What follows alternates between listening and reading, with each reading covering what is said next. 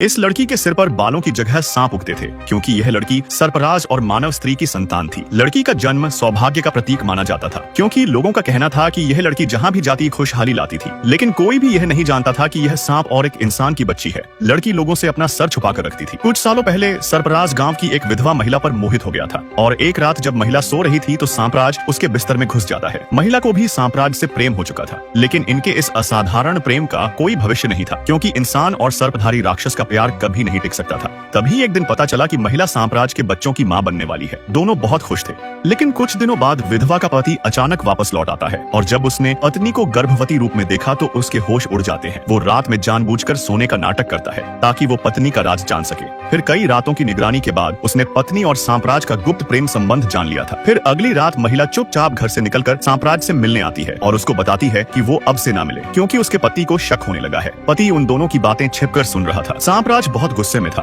वो अपने प्रेम से अलग नहीं होना चाहता था, इसलिए वो महिला के पति को मारने का फैसला कर लेता है। संयोग से पति का भी यही विचार था। उसने भी सांपराज को खत्म करने का निर्णय ले लिया था। वो एक लंबा तेजधार हथियार लेकर सांपराज के बिल के पास जाता है और उसको ललकार कर बाहर बुला रहा था। सांपराज सूरज की रोशनी से डरता था, इसलिए आदमी कितना भी चिल्लाता वो बाहर नहीं आ रहा था।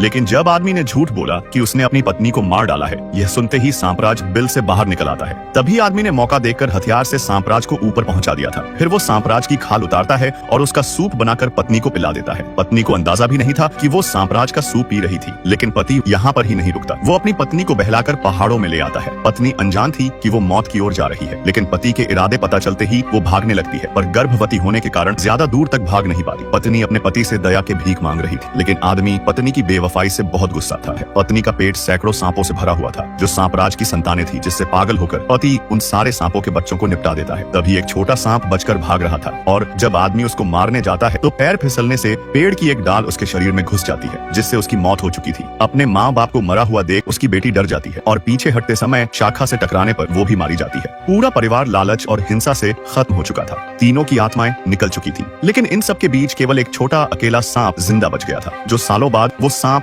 एक इंसानी लड़की के रूप में बड़ी हो जाती है जो अकेली इस दुनिया में भटक रही थी। यह दैत्य हजारों मील आसमान से जमीन पर आकर धड़ाम से गिर जाता है, जिससे जमीन में एक बहुत बड़ा गड्ढा बन चुका था और दैत्य की जान निकल चुकी थी। दैत्य को देखकर राजा को यकीन हो जाता है कि राक्षस सच में होते हैं। तभी राजा तुरंत दैत्य लोक तक जाने वाली लताओं को काटने का आदेश देते हैं। राजा के आदेश के अनुसार सारे सैनिक काम पर लग चुके थे। उन्होंने लताओं में बड़े बड़े कीले ठोक दिए थे और कीलों में जंजीरें डालकर घोड़े से खिंचवाते हैं, जिससे लताएं टूटने लगी थी। लेकिन तभी अचानक सारी लताएं जमीन से निकलकर पागलों की तरह सैनिकों पर हमला कर देती हैं। इन लताओं में जान बसी हुई थी। फिर अगले पल ही लताएं आसमान से जमीन पर गिर जाती हैं। दैत्य लोक से लताएं अलग हो चुकी थी, जिस कारण अब दैत्य मानव लोक में नहीं आ सकते थे। यह देख दैत्य राजा को बहुत गुस्सा आ रहा था। इन्हीं लताओं पर जैक और राजकुमारी लटके हुए थे जो तेजी से नीचे जा रहे थे। अपनी और राजकुमारी की जान बचाने के लिए जैक एक पतली लता को पकड़ता है और राजकुमारी को उठाकर लताओं से झूलने लगा था। फिर तेजी से जाकर घास के ढेर में कूद जाते हैं और सरकते हुए सीधा एक नुकीले हथियार की तरफ जा रहे थे। लेकिन किस्मत से उनकी जान बच जाती है और दैत्य राजा के हाथों जादुई बीज लग चुके थे। वो जैसे ही बीजों को पानी में फेंकता है तभी जमीन से लंबी लंबी लताएं निकलती है और सीधा दैत्य लोक से मानव लोक की तरफ बढ़ती जा रही थी और उन लताओं पर सारे दैत्य की फौज भी सवार हो चुकी थी। तभी दैत्य राजा पहाड़ से छलांग मारता है और लताओं पर सवार होकर पलक झपकते ही सारे दैत्य धरती पर उतर जाते हैं। जिसके बाद दैत्यों ने मानव संहार शुरू कर दिया था। सारे लोग महल की ओर भाग रहे थे। दैत्य धरती के राजा को मारकर मानव दुनिया पर कब्जा करना चाहते थे क्योंकि उन्हें इंसानों का मांस बहुत स्वादिष्ट लगता था। जैक जमीन पर बीज फेंककर लताओं से दैत्य को रोकने की कोशिश करता है, जिससे राजा की सेना बच निकली थी। लेकिन दैत्य इतनी जल्दी हार नहीं मानने वाले थे। तभी एक दैत्य गिलोल में पत्थर डालकर महल की तरफ फेंकता है, जिससे एक ही बार में कई सैनिक मारे जाते हैं। सारे दैत्य महल के दरवाजे तक पहुंच चुके थे,